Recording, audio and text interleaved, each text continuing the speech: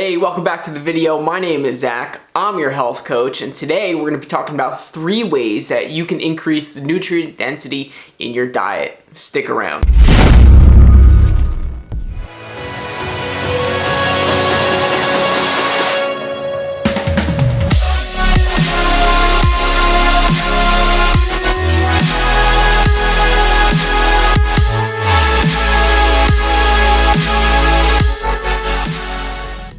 Before we start, if you're new to the channel, please go ahead and subscribe, as well as hit that notification button just so you can find out every time I post a new video. Today we're talking about increasing your nutrient density. I'm going to give you 3 ways to do that. Are there more? Absolutely. There's probably hundreds, but these are 3 important ones that I think everyone should be doing. So without further ado, number 1, right, sourcing your food in other locations than the grocery store. This sounds crazy and difficult, all right, but it's easier than you think. In this video, we're not gonna get into the debate of organic versus commercially farmed or wild versus pasture raised. If we were gonna dive into that topic, this video would have to be much longer in length and it would take us a while to get through.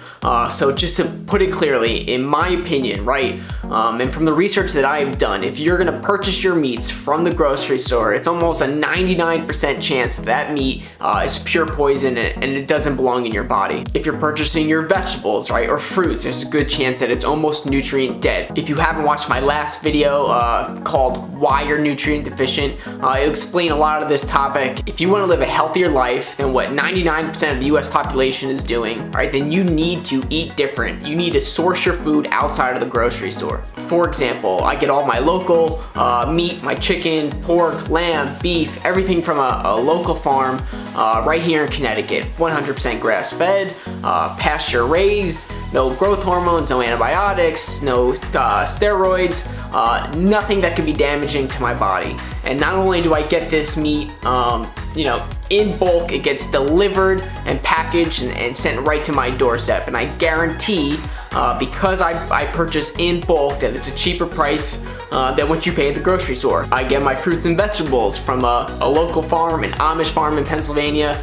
And once again, it gets delivered to my doorstep, harvested, and then to my door within 2 to 3 days, right? So I know this is fresh fruit, it's locally grown fruit, it's organic, it's seasonally grown, and it's the highest fruits and vegetables that you can order. What people don't understand is that the food industry, right, has done an incredible job at deceiving you. It's unfortunate, and I hate to speak in absolutes and to say this because a lot of people do shop at the grocery store, but it's a massive majority of the food that's in that grocery store, okay, does not deserve your money, nor does it deserve to be in your body. All right, the second thing that you can do to increase your nutrient density in your diet is learn how to eat or utilize the entire animal. I want you to think of the Discovery Channel, okay, and remember the last time you saw a lion go on a hunt.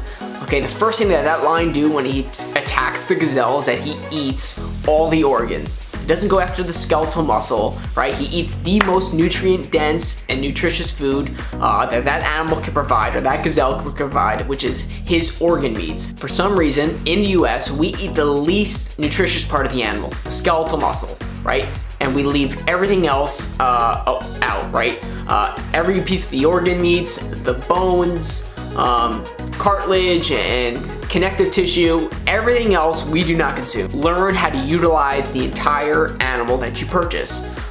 Organ meats, ounce per ounce, the most nutritious food on the planet, and we never consume them, right? Liver, pancreas, kidney, intestines, heart, tongue, cow tongue, none of this we consume, and it's the most nutritious part of the cow. Utilize the bones as bone broth. You can utilize the fat as a cooking source, as an oil source. If you want to get healthy, read the book Nourishing Traditions by Sally Fallon. She does an incredible job at teaching you how to utilize and cook and eat every part of the animal. The best part about eating these organ meats and incorporating bones into your diet is the fact that they're cheap, right? Nobody else wants them. They're the most nutritious part of the animal, and they're the cheapest part. All right, the third and final tip to increasing your nutrient density is learning old cooking traditions. Over the years, we have lost these old cooking traditions, right?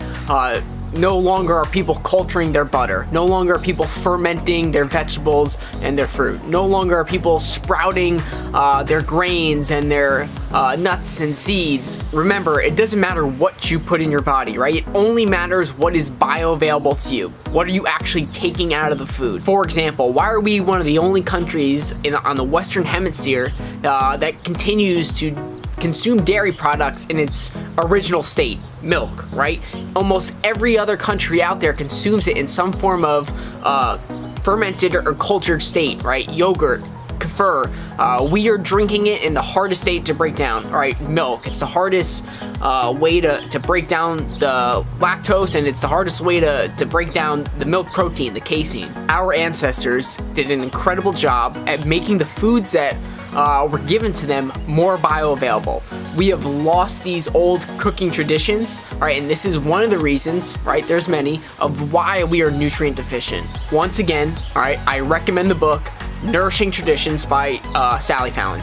She does an incredible job at teaching you these old cooking traditions: fermenting, culturing, sprouting, pickling, right? These are things that you need to start learning and incorporating back into your diet. Thanks so much for joining, all right? I hope you enjoyed the content. If you liked the video, leave a comment down below, share it with a friend, all right? And please consider subscribing.